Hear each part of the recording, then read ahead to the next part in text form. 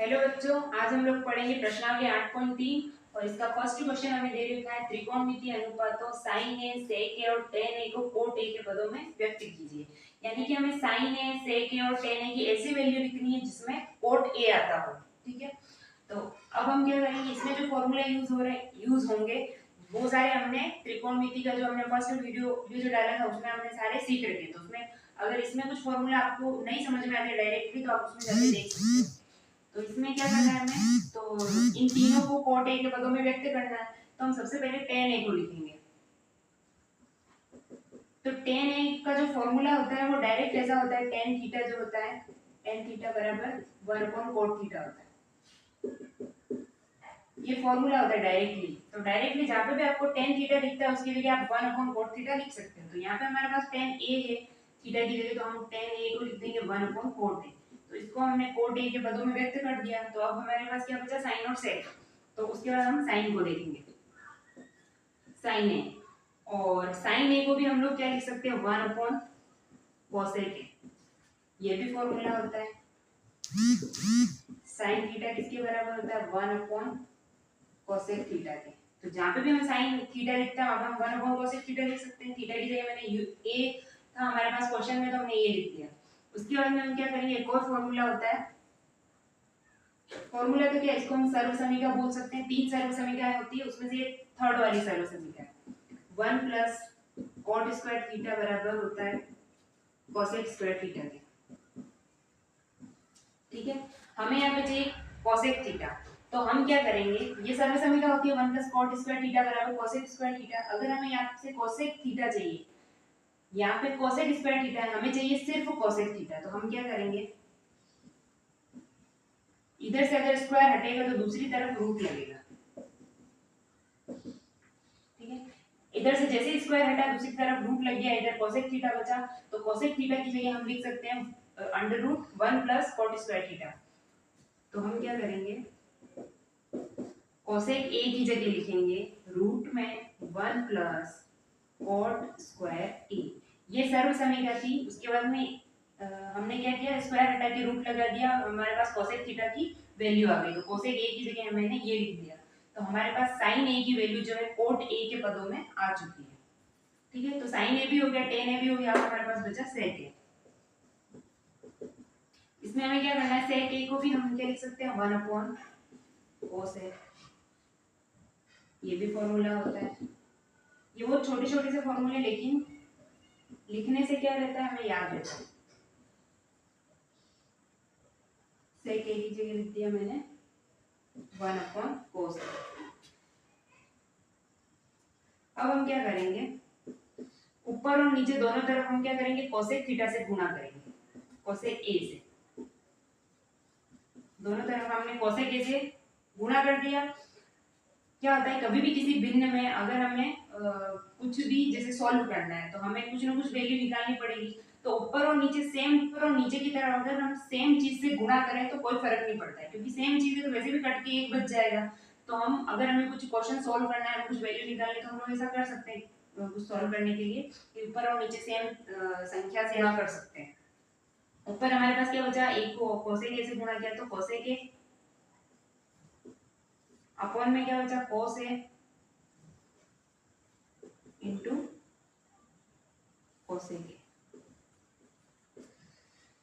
ये भी भिन्न है, ये भी भिन्न है। भिन्नों का गुणा कैसे होता है, ऊपर वाले से गुणा होती है। एक को cosec a से गुणा किया, ये आ गया। cos a को cosec a से गुणा किया तो दोनों पास पास में आ गए, क्योंकि त्रिकोणमितीय अनुपातों का गुणा करते हैं तो दोनों क्या हो जाती है, त्रिकोणमितीय अनुपातों का गुणा करते हैं तो वो पास पास में आ जाते हैं।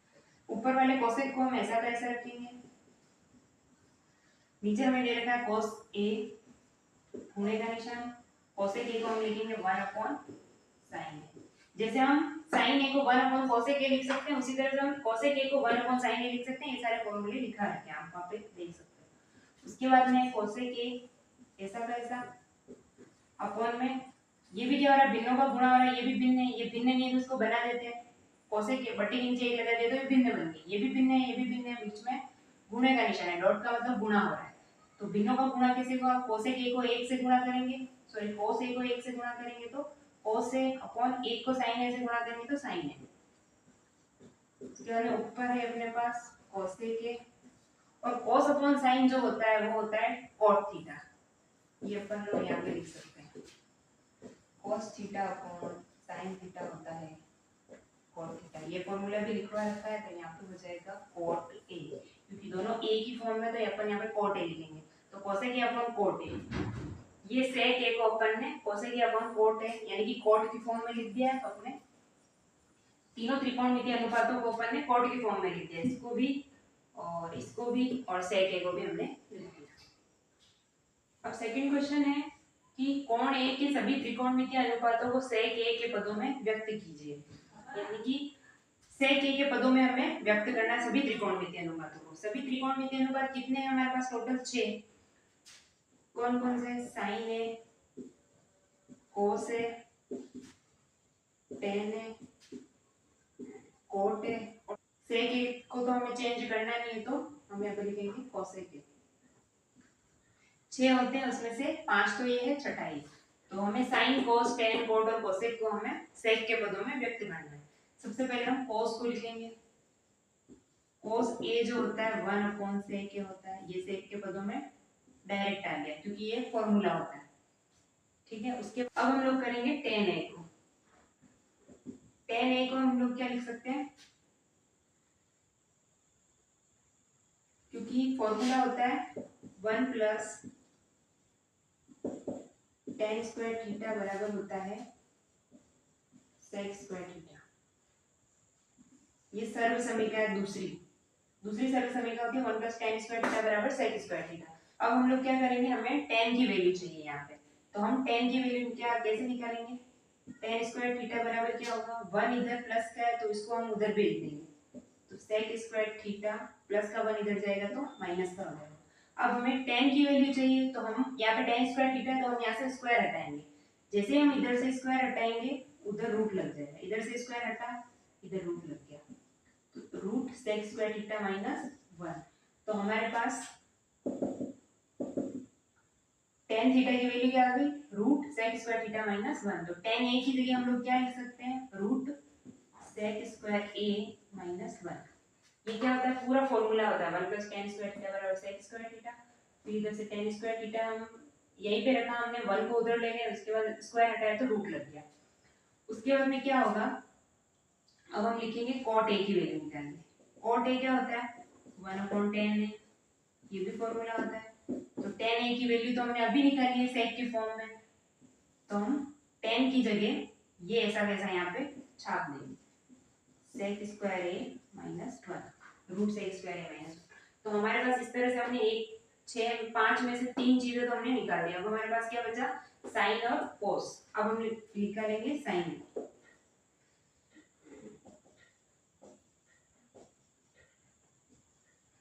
साइन a की वैल्यू निकालेंगे। ठीक है, अब यहाँ पे पहली सरल समीकरण काम आएगी, जैसे कि पहली सरल समीकरण होती है sine square theta plus cos square theta is equal to 1। Sine square theta plus cos square theta बराबर 1 होता है, ये पहली सरल समीकरण। अब इसमें भी हम क्या करेंगे? साइन की वैल्यू निकालेंगे। साइन की वैल्यू निकालेंगे, साइन स्क्वायर थीटा बराबर क्या हो जाएगा? 1 इधर ऐसा कैसा रहेगा और cos स्क्वायर थीटा उधर चला जाएगा, ये प्लस क्या उधर जाएगा तो माइनस में चला जाएगा। ठीक है, ये अब हमें sin थीटा की वैल्यू चाहिए, खाली sin की वैल्यू चाहिए, तो हम क्या करेंगे? इधर से स्क्वायर हटा देंगे और उधर रूट लग जाएगा, 1 माइनस cos स्क्वायर थीटा। तो sin की वैल्यू हमारे पास क्या आ गई? Root 1 minus cos square theta. तो sin की जगह हम क्या लिखेंगे? Root 1 minus cos square a। अभी भी ये अपने पास cos की वैल्यू है, मतलब cos की फॉर्म है, हमें किस में लाना है? sec में लाना है। तो ये चीज तो हमें पता है कि cos को हम लोग क्या लिख सकते हैं? cos थीटा बराबर 1 sec थीटा। तो हम लोग क्या करेंगे? यहाँ पे cos की जगह हम लोग लिखेंगे sec 1 minus cos square a की जगह क्या लिख देंगे? 1 sec स्क्वायर a। हम लोग इसको यहाँ तक इतना लिखेंगे तो भी चलेगा और इसको आगे सॉल्व करेंगे तो भी चलेगा। तो हम लोग क्या करेंगे? इसके नीचे कुछ नहीं यानी 1 है, तो इस 1 को हमें sec स्क्वायर a बनाना है। इस 1 के नीचे कुछ नहीं था तो मैंने 1 लगा दिया, दोनों को भिन्न बना दिया। अब भिन्नों की बाकी हो रही है यहाँ पे क्योंकि माइनस का निशान है। भिन्नों की बाकी कैसे होती है, बट्टे के नीचे वाली संख्या सेम होनी चाहिए। यहाँ पे ये एक है, यहाँ पे सेक स्क्वायर है, तो मुझे इस एक को भी सेक स्क्वायर ए बनाना पड़ेगा, तो ये दोनों क्या हो जाएगी, सेम हो जाएगी। अब मुझे इस एक को सेक स्क्वायर ए बनाना है, तो मुझे इस एक को सेक स्क्वायर ए से गुणा करना पड़ेगा। इस एक को मैं सेक स्क्वायर ए से गुणा करूंगी तो इस ऊपर वाले एक को भी सेक स्क्वायर ए से गुणा करना पड़ेगा। ऊपर वाले एक को मैंने सेक स्क्वायर ए से गुणा किया तो यहाँ पे आ गया सेक स्क्वायर ए, अपॉन नीचे वाले एक को भी मैंने सेक स्क्वायर ए से गुणा किया तो यहाँ पे आ गया सेक स्क्वायर ए, माइनस ये एक ऐसा का ऐसा अपॉन में सेक स्क्वायर ए ऐसा का ऐसा। ठीक है, इसके बाद में हम लोग करेंगे क्या है, साइन ए बराबर रूट के अंदर क्या है अपने पास, बट्टे में सेक स्क्वायर है हमारे पास सेम आ गया, तो हम इसको एक बार लिख सकते हैं। तो बट्टे के नीचे सेक स्क्वायर है सेम है, तो मैंने इसको सिर्फ एक बार लिख दिया। ऊपर अपने पास क्या बचा है, सेक स्क्वायर ए माइनस वन, रूट के अंदर है और सेक स्क्वायर ए माइनस वन, ये अपना सेक की फॉर्म में आ गया साइन भी। साइन अपना सेक की फॉर्म में आ गया, तो अब अपन को क्या निकालना है, कोसेक भी निकालना है। और कोसेक अपन को पता है क्या होता है, कोसेक ए बराबर होता है 1 sin ए। इसको अपन ऐसा लिख सकते हैं, फॉर्मूला होता है हमें पता है। तो हम क्या लिखेंगे, साइन ए की जगह हम ये पूरा उतार देंगे 1 में 1 ऐसा ऐसा, साइन ए की जगह ये पूरा का पूरा यहाँ पे छाप देंगे, रूट सेक स्क्वायर ए माइनस 1 अपॉन सेक स्क्वायर ए। अब हम लोग क्या करेंगे, ऊपर है एक, इस एक के नीचे कुछ नहीं तो हमने मान लिया एक। क्या होता है कि भिन्न के नीचे भिन्न हो, ये भी भिन्न है और ऊपर भिन्न नहीं थी तो हमने बना दिया बट्टे के नीचे एक है। भिन्न के नीचे भिन्न हो तो क्या होता है, ऊपर वाली चीज क्या होती है, ऐसे कैसे रहती है, एक में एक का भाग लगा तो ऐसा वैसा, और नीचे वाली जो चीज है वो उल्टी हो जाती है और गुणे के सामने आ जाती है।